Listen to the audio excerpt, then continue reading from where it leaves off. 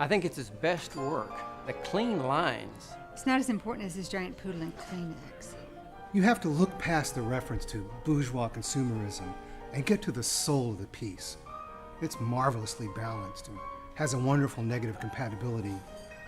His vision is so fresh, so now. Excuse us just a moment. Thank you. Wow. There. Thank you. Worth waiting for. So what is hipness, anyway? Do you think we just passed through it? Well, I know we passed through something, but hey, take a look at this. What is hip? Tell me, if you think you know. What is hip? Being cool before it's cool. Miles, Monk, Dizzy, Bird. Hip is a oomph. It's undescribable. Oh, you must mean hip replacement. Retro. That's what's hip. Like anyone, we're fascinated by things that are associated with our youth. People have a lot of nostalgia about the 1950s growing up. That looks so cutting edge, so now, and then to find out that it was designed 50 years ago, you think, oh, wow. If you didn't know, you wouldn't know when it was designed. The stuff that works and is tried and true and has some value, it'll always be around there for us to choose from. I have thought about if this is just a passing fad. Is it hip now? And I would have to say, well, it was hip last week. Anything that takes from a previous time and age and sort of like holds it up and like makes it a little bit larger than life for a moment, maybe a long moment, is comforting to our culture. In looking at this style, especially those of us that are baby boomers and were born in the late 40s into the 1950s, obviously that was a time in which, in this country, modernism was a very strong force in terms of style and design. Improved styling constantly adds to the ease and grace and gaiety of American living. This type of furniture, when it has this heavy design weight to it, needs space, needs air to really show what it is. I needed a space where I could play music.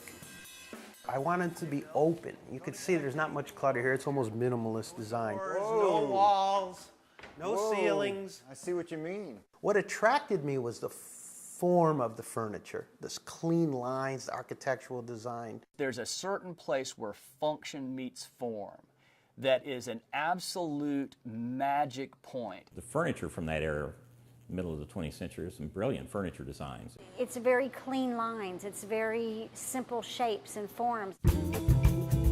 My favorite piece of furniture is an Eames lounge chair that was designed, I think, in '54.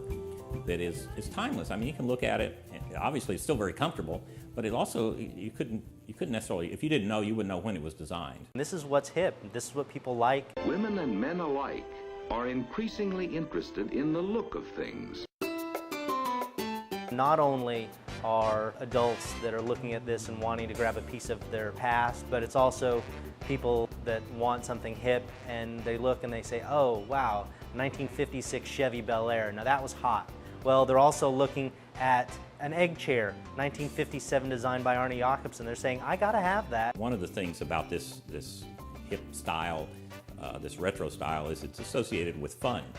What is this, man? Look at what is this? Whoa. Totally politically incorrect. The atomic disintegrator from the 50s. I had one when I was a kid. You had one of these? Yes, these are great. When I was young, it was hip for me to hear a guy named Thelonious Monk. I have a 16-year-old son. I never played him Thelonious Monk. He's never heard of John Coltrane. He's in the jazz band at school, and he comes home and I hear him playing giant steps and Thelonious Monk riffs. I find it really interesting that most of the kids that are coming in here and playing hard jazz, hard bop, and really understand where their roots come from are looking pretty much to the same people. McCoy Tyner, Thelonious Monk, Miles Davis. There's an awful lot of richness in the jazz experience, and I find it like really, I guess, consoling, or makes me feel good about who we are, as a culture when I see kids getting into that. Just like furniture comes in and out, fashion comes in and out, the music is coming in and out. Big revolution. These are teenagers now listening to the jazz masters. That is hip to me.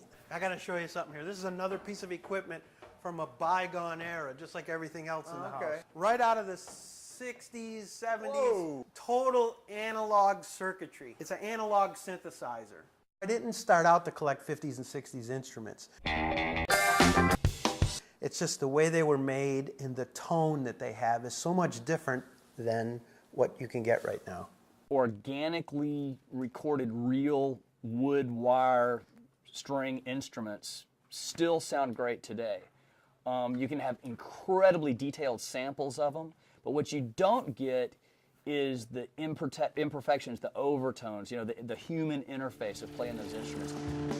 The neat thing about this is we're taking old school sounds, an old school way of doing it, and turning it around and making it more modern, matching it up with modern drums. Like the furniture. Yeah, just like the furniture. A lot of things haven't changed, but a lot of things have changed a lot. I think there's certainly more to it than just being hip. But if it happens to be hip, that's great. I'm not sure that there'll ever be a better guitar than the Stratocaster. I'm not real sure there'll ever be a cooler motorcycle than my 77 BMW R60 that's sitting in the parking lot right now.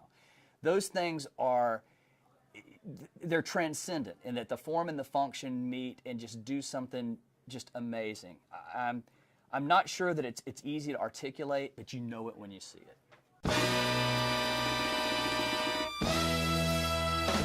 We'll be right back with more 50 Plus TV.